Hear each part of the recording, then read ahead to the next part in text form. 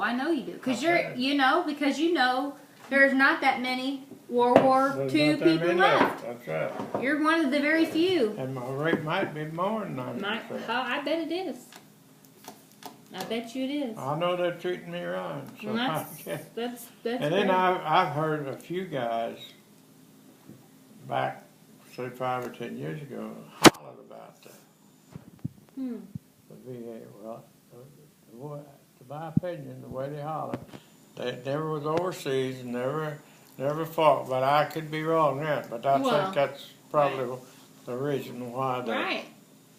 The VA ain't doing nothing for me, you know. And I didn't hear too many like that, but a few of them. But like you said, if you didn't fight. Yeah. Well, maybe not went overseas, or there's several things could interfere with it too. But I can't say a thing about them wrong. They've been treating you good, so. They're treating me lovely. That's good.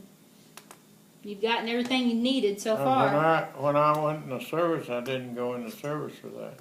Never even give that a thought. Why would you? You wouldn't, would you? Wasn't thinking about it. You never would have thought that.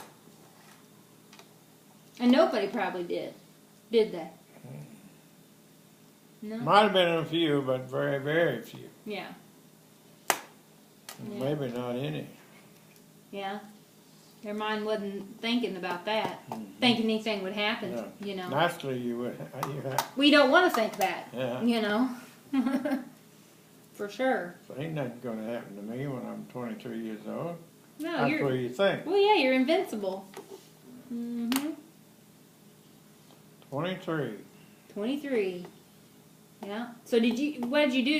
Did you enlist? Or did you get drafted? Drafted. You did get drafted. I went, here was the funny part about it. Everybody I talked to said, you're not going to pass, you're going down. I was too skinny.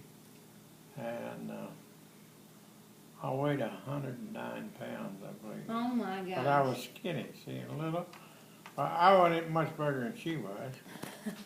And everybody told me they had my papers and you're going down for physical. And here's what happened.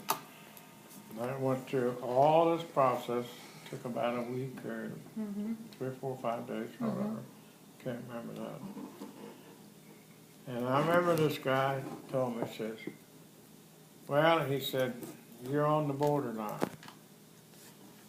He said, you're just like this on a fence post. You can fall either way, and that's why. Now, if you want to go in the service, and I never did say this to nobody, if you want to go in the service, we're going to take you. And if you don't, we're not. That's when I had Linda, and she said, oh, I said, I want to go. And the reason why I said that is because everybody said I won't go. And you wanted to prove them wrong. I want to make sure they know I went. And I never did ever tell that to nobody else. Yeah. But it don't make no difference now. But, no, but. But that's what it turned out to be. So I went. And then you went. Now, how long did you go? You went after that happened. Then did you go for training for so many weeks? See, when I went in, I went down to Jeffersonburg. We had a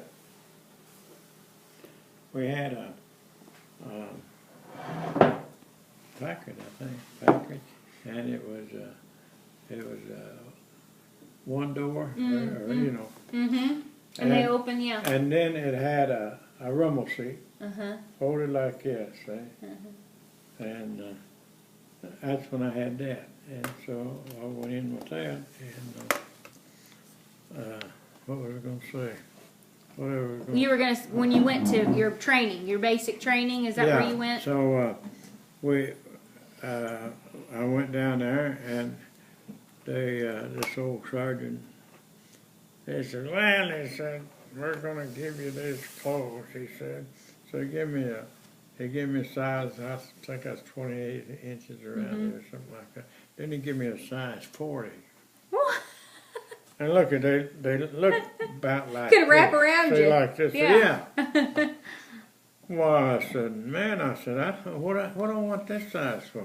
He said, oh, he said, after a couple of weeks, he said, they're going to feed you so much you're going to grow that size. I'll never forget it. Shoot, after 2 weeks, I was still same size. They were working you too hard.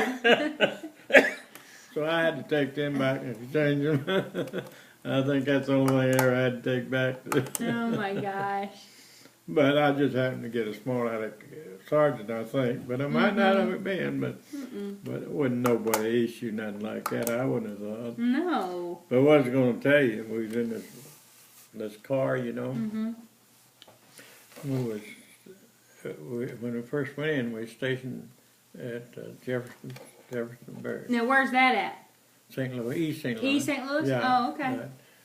And so that's where we stationed at. So I called Mom and I told her, well, get in the car. And I says, come on down. Well, how am I going to find you? I said, well, I don't know. But I said, you just come down and ask us questions. I don't know what I told her, but To find whatever you. I told her. Yeah. So she came down in the car, and this was a coincidence. I had guard duty. You know, you have guard duty. Oh, you know, for the first one in, you had, and they gave me an MP. I was the MP and everything. And you're not going to believe this. They put me at the front gate where all cars Come in and out? comes in, and I'm the head guy. Of course, I don't know. See, I didn't pay no attention about that until this happened. So, I'm the head guy, and all the cars that's coming in, and coming in like this. And I looked up there, and here come Mom. In the car, I said, hey, like that. I couldn't say that, you know. Oh, I know. I've done all kinds of emotions. She never looked at me or nothing. She gave her hand signals, huh? There was about 8 or 10 of us, all lined up in a row, and I'm up there at the front. And there's probably 8, 10 feet apart, something like that. I don't know. I mean, we wasn't close together, but we would probably 10. And so I told the soldier, I said, hey, tell that lady I want to come up here. He said, you can't do that. I said, tell that lady to come up here when she gets out of the car. I said, pass the word down. So he passed it down. Told Mom that. She looked up at me. I done like this as small as I could. Of course, she couldn't see what I was doing. Did you know she walked and from here to that stove